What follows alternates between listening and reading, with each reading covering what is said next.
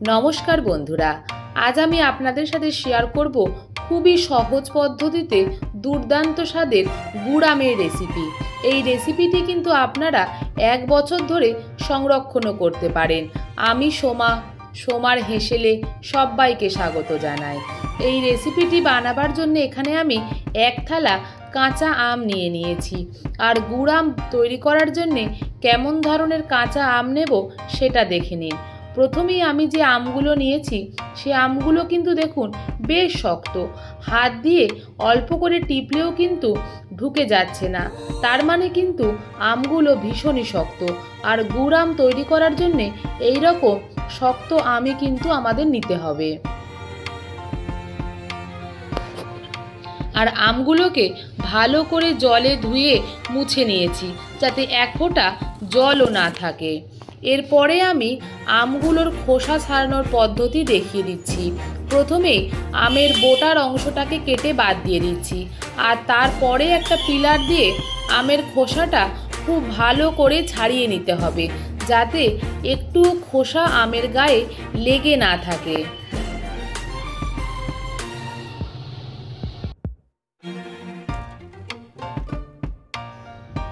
দেখুন বন্ধুরা, আমি সব আমের খোসাগুলোকে এইভাবে পরিষ্কার করে ছাড়িয়ে নিয়েছি।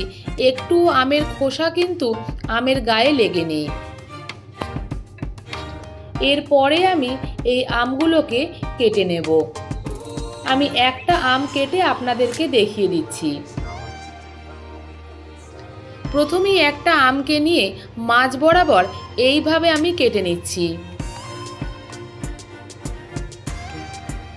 আর আমের এই মাঝখানে আটির অংশটাকে বাদ দিয়ে দিতে হবে।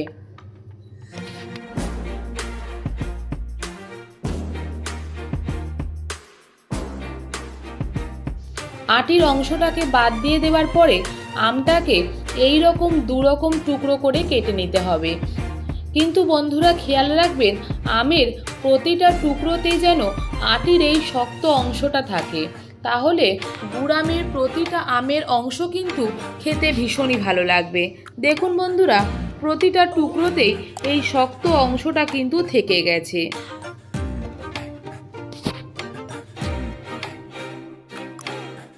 এই একইভাবে আমি সমস্ত আমগুলোকে এই রকম টুকরো করে কেটে নিলাম। আর দেখুন বন্ধুরা, প্রতিটা টুকরোতেই কিন্তু এই রকম শক্ত অংশটা থেকেই গেছে।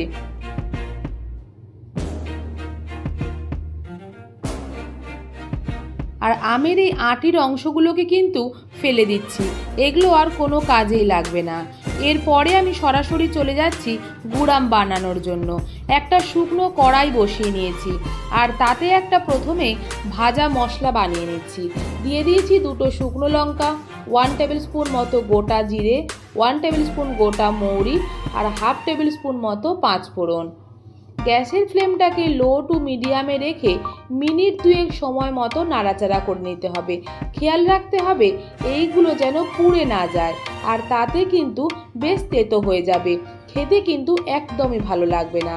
2 মিনিট নাড়াচাড়া করার পরে এই ভাজা মশলাটাকে একটা প্লেটের মধ্যে আমি তুলে নিচ্ছি। এই মশলাটা ঠান্ডা হলে মিক্সিতে দিয়ে একটা মসৃণ ডাস্ট বানিয়ে নেব। এরপরে আবারও কড়াই বসিয়ে তাতে 2 টেবিল স্পুন মতো সর্ষের তেল দিয়ে দিতে হবে। তেলটা যখন খুব ভালো মতো গরম হয়ে যাবে তখন এখানে দিয়ে দিচ্ছি 2টো শুকনো লঙ্কা আর 1/2 টেবিল স্পুন মতো 5 ফোড়ন। গ্যাসের ফ্লেমটাকে লোতে রেখে শুকনো লঙ্কা আর 5 ফোড়নটাকে একটু নাড়াচাড়া করে নিতে হবে। নাড়াচাড়া একটু করে নেবার পরে এখানে আমি টুকরো করে কেটে রাখা সমস্ত আমগুলোকেই দিয়ে দিলাম। গ্যাসের ফ্লেমটাকে লো টু মিডিয়ামে রেখে হাতে একটু সময় নিয়ে মিনিট 5-6 টাইম নিয়ে আমটাকে খুব ভালো মতো নাড়াচাড়া করে নিতে হবে। এই গুড় আম বানানোর জন্যে সময় কিন্তু খুব বেশি লাগে না, আর একবার যদি গুড় আম বানিয়ে রাখা যায় সারা বছর কিন্তু খুব ভালোভাবে খাওয়া যায়।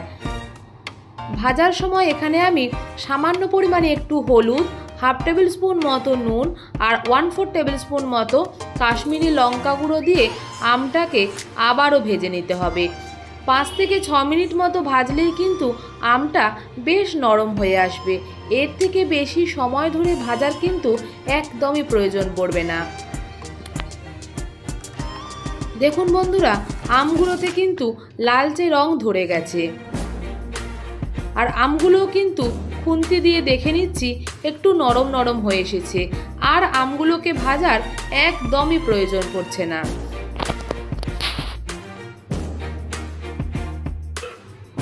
এরপরে এখানে আমি দিয়ে দিচ্ছি আখের গুড়।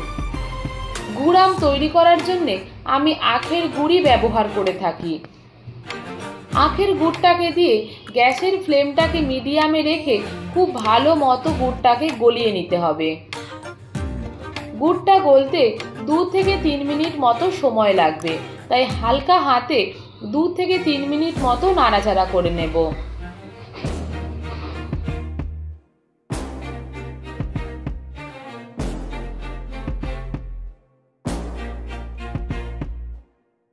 দেখুন বন্ধুরা, গুড়টা কিন্তু আস্তে আস্তে বেশ গলতে শুরু করে দিয়েছে।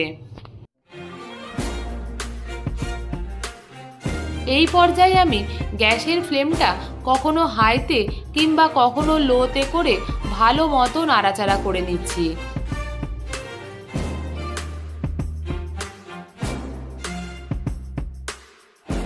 এই পর্যায়ে আমি গ্যাসের ফ্লেমটাকে হাইতে করে গুড়টাকে ফুটতে দিচ্ছি।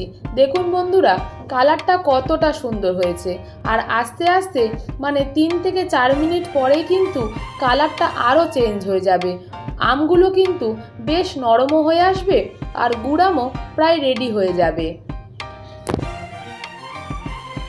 আবারও গ্যাসের ফ্লেমটাকে মিডিয়ামে করে আমি 5 মিনিট পরে দেখাচ্ছি।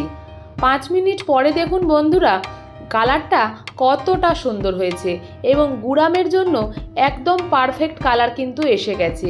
এর থেকে আর বেশি ফোটাবো না।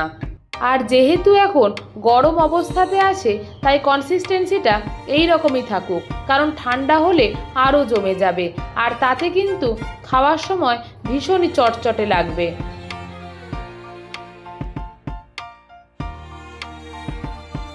দেখছেন বন্ধুরা, গুড়ামটা দেখতে কতটা সুন্দর হয়েছে। আমি একটা খুন্তিতে করে দেখিয়ে দিচ্ছি গুড়ামটা কতটা দুর্দান্ত হয়েছে। আর প্রতিটা আম কিন্তু ভীষণই ভালো মতো আছে, একটাও কিন্তু লেগে লেগে যাচ্ছে না। আর ওপর থেকে আমি ছড়িয়ে দিচ্ছি ভাজা মশলাটা, যেটা আমি ডাস্ট করে বানিয়েছিলাম। মশলাটাকে দেওয়ার পরে আবারও একটু নাড়াচাড়া করে নিচ্ছি। আর এই পর্যায়ে কিন্তু আমি গ্যাসের ফ্লেমটাকে বন্ধ করে দেব।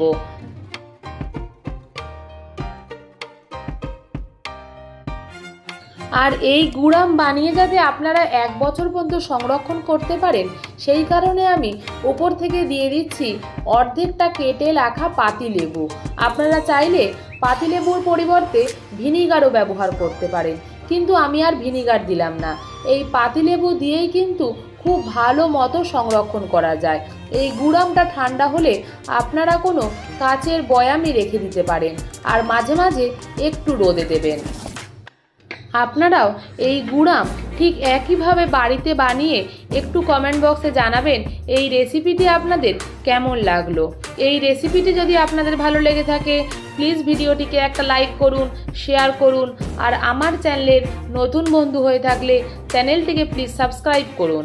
সাবস্ক্রাইবের জন্যে পাশে থাকা বেল আইকনটা প্রেস করে অল করে দিন। ধন্যবাদ। ভালো থাকবেন, সুস্থ থাকবেন।